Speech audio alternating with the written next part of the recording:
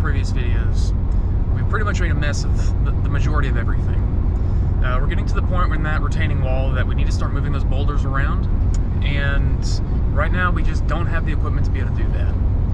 So the idea that I had was that I need to be looking for a trailer.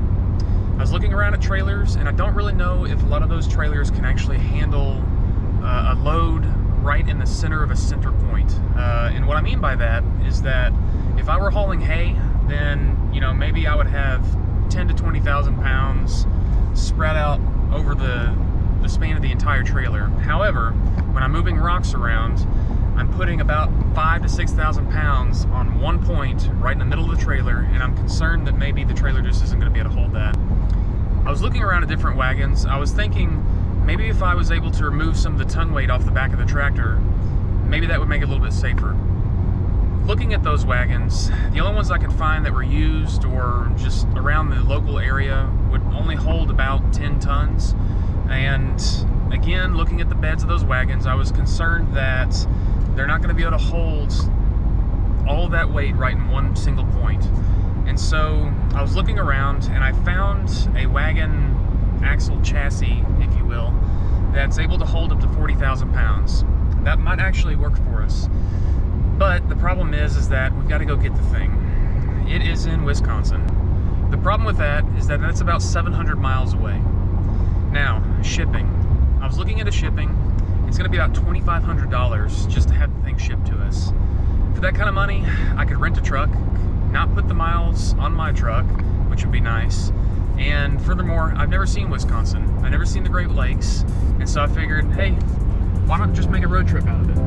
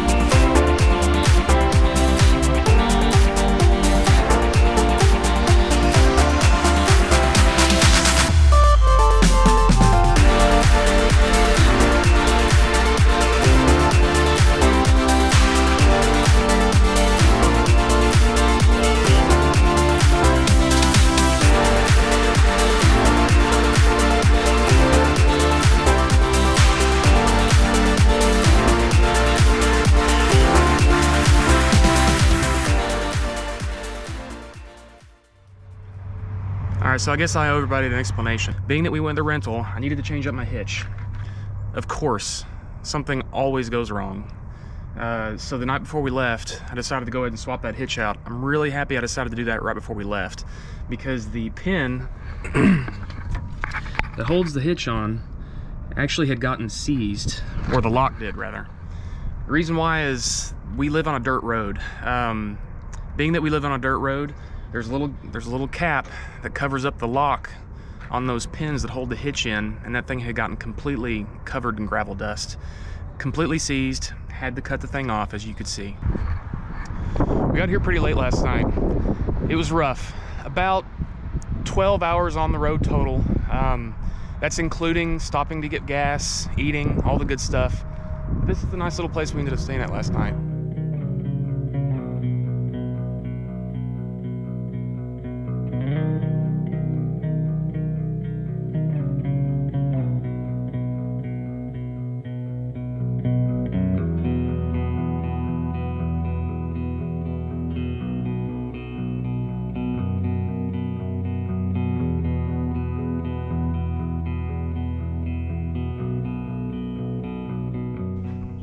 Okay, before I leave here today, there's something that I have to point out. Hardwood floors in a hotel. Hotels, you have got to get your act together. I have never been to a hotel and talked to anyone who is excited to see carpet. That has got to go. That has got to go.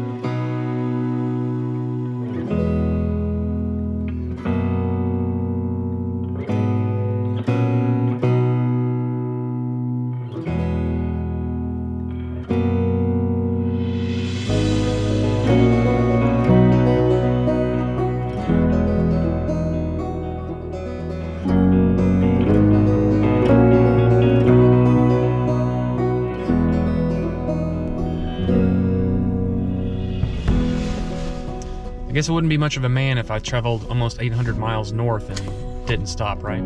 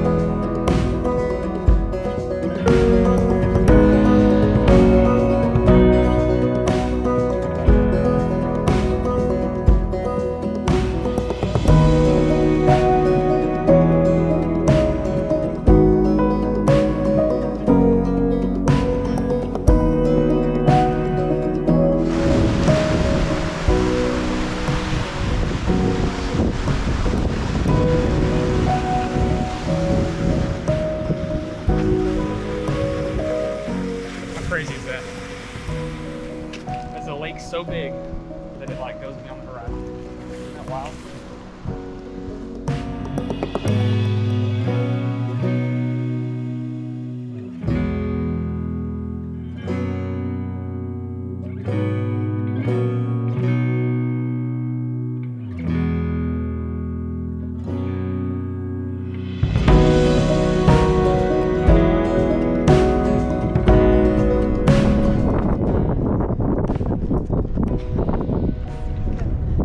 Men don't need coats. Okay?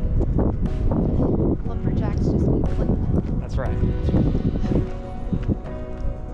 As long as we have flannel, we'll survive.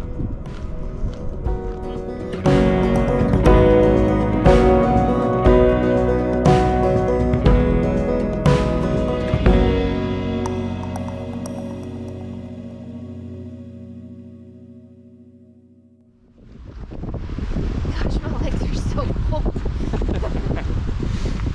Yeah, because you're got those discount jeans with holes in them. Unemployed, babe. Thanks, Mr. Chin.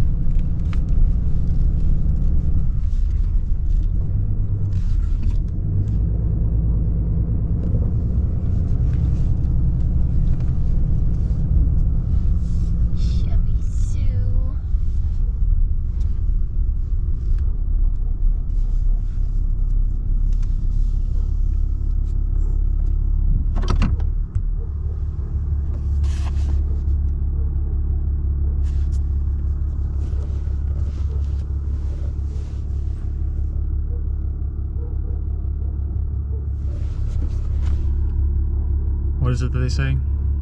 No pain, no gain. Well, last night was rough.